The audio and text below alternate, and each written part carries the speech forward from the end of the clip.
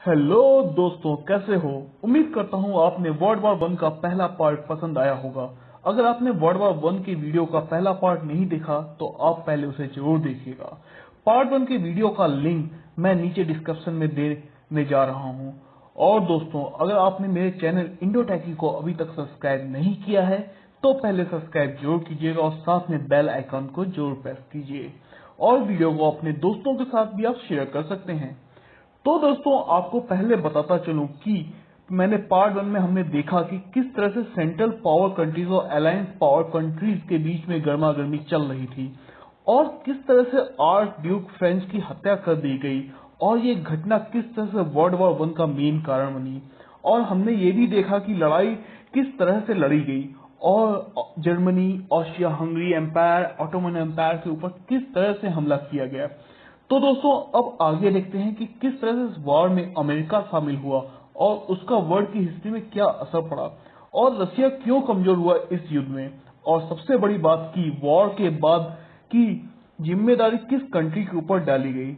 और दोस्तों, वीडियो को आखिरी तक देखिएगा क्योंकि मैं वीडियो के बीच में और आखिरी में कुछ ऐसी फोटोज आपके साथ शेयर करूंगा जो शायद आपने पहले कभी ना देखी हो।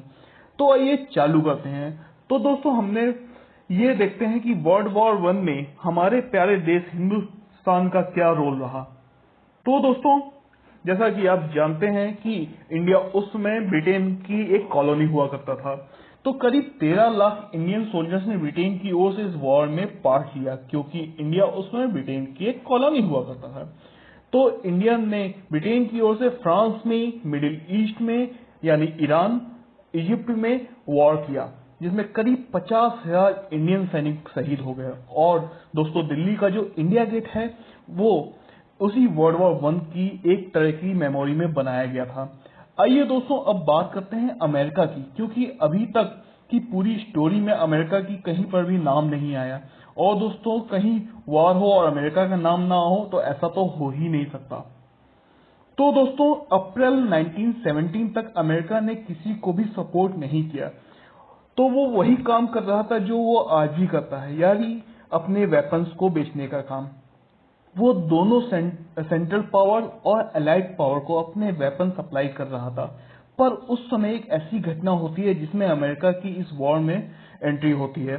तो हुआ ये कि जर्मनी की कुछ यू बोट सबमरीन होती हैं, उस पर वो अमेरिका की सिविल शिप्स पर हमला कर देती हैं और उनको समुद्र में डुबो देती हैं, क्योंकि जर्मनी को ये लगता है कि अमेरिका अपनी सिविल शिप के सहारे हथियारों को उनके दुश्मनों तक पहुंचा रहा है।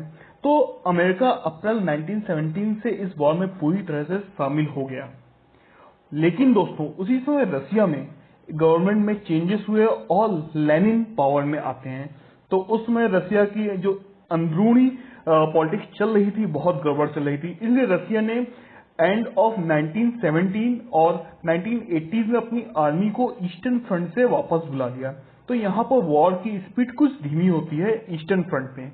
लेकिन अब जैसे कि अमेरिका वॉर में पूरी तरह से शामिल हो चुका था और अप्रोक्सीमेट पर डे 10,000 यूएसए के सैनिक वॉर में शामिल हो रहे थे अलाइड पावर की ओर से। और 1918 आते आते अलाइड आर्मी ने बाल्कन्स, इटली, मिडिल ईस्ट पर हमला बहुत तेज कर दिया था। और दोस्तों, पूरी तरह से सेंट्रल पावर आर्मी को हरा भी दिया गया था। मतलब Germany, Austria Hungary empire, Ottoman empire को हरा दिया गया। जो वेस्टर्न फ्रंट पर वॉर हो रहा था वहां पर अमेरिका ने सबसे लास्ट में जर्मनी को सरेंडर वहां पर भी करवा दिया। तो दोस्तों, जर्मनी ने 11 नवंबर 1980 को युद्ध विराम घोषित कर दिया और अपनी हार को मान लिया। पर ये यहीं पर खत्म नहीं हुआ। इसके बाद भी अप्रॉक्स 6 मंथ तक नेगोशिएशन का दौर चलता रहा और 28 जून 1919 में ट्रीटी ऑफ वर्साइल को साइन किया गया। तो अब बात आती है वॉर की जिम्मेदारी किसको दी जाए। तो यहाँ पर बलि का बकरा बनाया गया जर्मनी को, क्योंकि ये बोला गया अगर जर्मनी चाहता तो ये वॉर ना होता। तो जर्मनी के ऊपर बड़े बड़े बैन लगा दिए गए और उसकी फोर्स को पूरी तरह से खत्म करने के लिए कहा गया। और एक बहुत ही इंटरेस्टिंग बात आपको और बताता चलता हूँ, क्योंकि क्या हुआ कि जर्मनी के ऊपर इतने बड़े बड़े जुर्माने लगा दिए गए, फाइन लगा दिए गए कि वो उस फाइन की आखिरी जो पेमेंट थी, आखिरी ईएमआई थी, उसने अभी लास्ट 2010 में इसको पे किया है। तो आप सोच सकते हैं जर्मनी के ऊपर कितने बड़े फाइन लगाए गए होंगे। और जर्मनी की सारी कॉलोनीज जो थी, यानी जितने यहाँ पर जर्मनी राज करता था, उसको ब्रिटेन और फ्रांस के बीच में बांट दिया गया। तो वर्ल्ड वॉर वन के बाद 4 एम्पायर दुनिया से पूरी तरह से खत्म हो गए थे।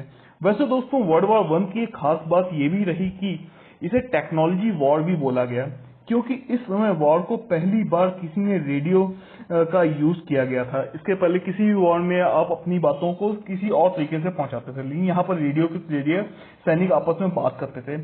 और सबसे पहली बार आर्म्ड कार और टैंक का भी इसमें यूज किया गया। साथ ही साथ सबमरीन का, एरोप्लेन का भी यूज पहली बार ही हुआ था। और हाँ, पहली बार ही मस्टर्ड गैस का भी इसमें यूज किया गया। तो इसे एक केमिकल वॉर भी बोला गया। तो दोस्तों अब बात करते हैं इस वॉर का आफ्टर इफेक्ट क्या हुआ है। तो मिलियंस ऑफ लोगों की मौत तो सिर्फ बीमारियों की ही वजह से हो गई थी, क्योंकि अभी तक एंटीबॉडीज मेडिसिन का इन्वेंशन ही नहीं हुआ था। सिर्फ स्पेनिश फ्लू से ही करीब 50 मिलियन लोगों की मौत हो गई, जिसे आजकल H1N1 वायरस भी बोलते हैं। और लाखों सोल्जर साइकोलॉजिकल रूप से बीमार हो गए, जिनकी वॉर के बाद में गोलियों और बम की आवाजें सुनाई पड़ती थी। इनको सेल सॉफ्ट सोल्जर भी बोला जाता था। इसके अलावा मेल्स पॉपुलेशन यूरोप में बहुत तेजी से कम हुई, यानी 1000 मेल्स पर करीब 1450 फीमेल्स हुआ करती थी। पर हाँ दोस्तों, इस वॉर का थोड़ा सा फायदा फीमेल्स को मिला, क्योंकि फीमेल्स अब घर से बाहर निकलकर फैक्ट्रियों में काम करने लगी थी। उनको पुरुषों के बराबर अधिकार भी मिलने लगे थे। और वर्ल्ड वॉर वन खत्म होने के बाद भी वो लगातार फैक्ट्रियों में काम करती रही और उनको अब वोटिंग का भी अधिकार मिला। और दोस्तों अब बात करते हैं ब्रिटेन की। ब्रिटेन जो कि सबसे रिच इकोनॉमी वाली कंट्री समझी जाती थी, लेकिन वर्ल्ड वॉर वन के बाद अब वो डेप्थ में चली गई, यानी कि वो लॉस में चली गई, क्योंकि उसने अपनी ज्यादातर पैसा वेपन्स खरीदने के लिए इस्तेमाल किया, जो कि अब उसके लिए बहुत ही लॉस वाली बात थी। तो दोस्तों अब बात आती है कि वर्ल्ड वॉर वन का फायदा किसको हुआ। यहाँ फायदा तो मैं किसी को नहीं बोलूंगा, क्योंकि यहाँ पर बहुत सारे लोगों की मौत हुई, लेकिन एक ऐसा देश था जिसको वर्ल्ड वॉर वन का फायदा हुआ, वो था अमेरिका। क्योंकि अमेरिका ने पूरी दुनिया को अपने हथियारों को सप्लाई किया था, तो इकोनॉमी के रूप में अमेरिका को बहुत फायदा हुआ। और इससे अमेरिका की इकोनॉमी 1919 से 1929 तक बहुत ज्यादा बूम पर रही। और दोस्तों इसके बाद ही हिटलर का उदय जर्मनी में हुआ। चलिए दोस्तों अब वर्ल्ड वॉर वन के इस टॉपिक को यहीं खत्म करते हैं, और हिटलर के बारे में मैं अपने अगले वीडियो में बताऊंगा। और तो दोस्तों अब आपको वर्ल्ड वॉर वन की कुछ ऐसी तस्वीर दिखाता हूं जो शायद आपने पहले कभी नहीं देखी होगी। तो दोस्तों इस फोटो में आप देख सकते हैं एक 115 mm की गन को शिप में लोड करने के लिए ले जाया जा रहा है जर्मनी की तरफ से। इसके अलावा दोस्तों इसमें एक फ्रांस का सैनिक जो ट्रेंच में बैठा हुआ है, वो जर्मनी के फाइटर प्लेन पर निशाना लगा रहा है। तो आप उस समय की इस फाइटर गन को भी देख सकते, इस फाइटर प्लेन गिराने की गन को भी देख सकते हैं। तो दोस्तों इस पिक में आप देख सकते हैं जर्मन सैनिक जो कि ट्रेंच में है, फ्रांस के सैनिक को सरेंडर करने के लिए बोल रहा है।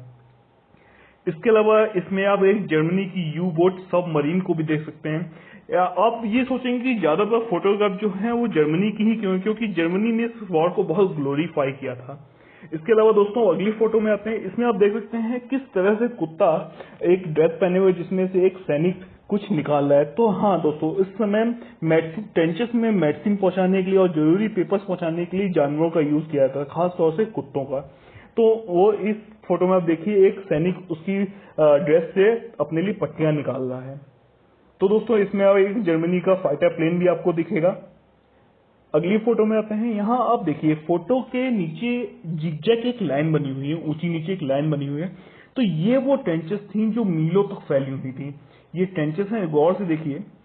तो ये मीलों तक फैली हुई थी जर्मनी और फ्रांस के बीच में, और करीब 3 साल तक इन्हीं ट्रेंचेस में वॉर होता रहा। और ना वो 1 इंच आगे गए ना 1 इंच पीछे गए, यहीं पर वॉर होता, जहां लोग अपनी बीमारियों की वजह से भी मरे। तो दोस्तों यहाँ आप बड़े बड़े हथियारों को देख सकते हैं, कितने बड़े बड़े तोप और गोलों को आप देख सकते हैं इस फोटो में। हाँ दोस्तों, ये बहुत इंटरेस्टिंग फोटो है। इसमें आप हार्ले डेविडसन बाइक को देख सकते हैं, जिसको अमेरिका ने सप्लाई किया था 1918 में वर्ल्ड वॉर 1 के दौरान। दोस्तों, इस फोटो में आप देखेंगे एक जर्मन कम्युनिकेशन मशीन है, जिसको कि कुछ सोल्जर साइकिल की तरह पैडल मार के चला रहे हैं इलेक्ट्रिसिटी देने के लिए। ये एक लाइट रेडियो स्टेशन की फोटो है 1917 की। अब दोस्तों, इसमें आप फोटो में देखिए, बैकग्राउंड में आपको एक ट्रेन दिखाई दे रही है जो पूरी तरह से लोहे से, यानी कि पूरी तरह से ढकी हुई है। इस ट्रेन का यूज किया जाता था हथियारों को एक जगह से दूसरी जगह पहुंचाने में और सैनिकों को एक जगह से दूसरी जगह पहुंचाने में। तो दोस्तों, अब अगली फोटो में आते हैं। ये जो फोटो आप दिख रही है, एक अजीब सी लग रही होगी। ये एक उस समय का रडार हुआ करता था, जिसको इसमें बड़े बड़े माइक स्पीकर लगाए जाते थे, रिसीवर लगाए जाते थे, जिससे सैनिक हेडफोन लगा के सुनते थे कि कहाँ से प्लेन, कोई फाइटर प्लेन तो नहीं आ रहा है, जो कि बाद में 1940 में जाके रडार में कन्वर्ट भी हुआ। तो दोस्तों, इसमें एक आप फाइटर प्लेन देखेंगे जो कि क्रैश हो गया है एक पेड़ के ऊपर। तो दोस्तों, मैं उम्मीद करता हूँ आपको मेरा ये वीडियो पसंद आया होगा। एक बार मैं आपसे फिर से रिक्वेस्ट करता हूँ, please subscribe my channel Indo Techy and share with your friends. Also press bell icon so you can get all the video earliest. Thank you.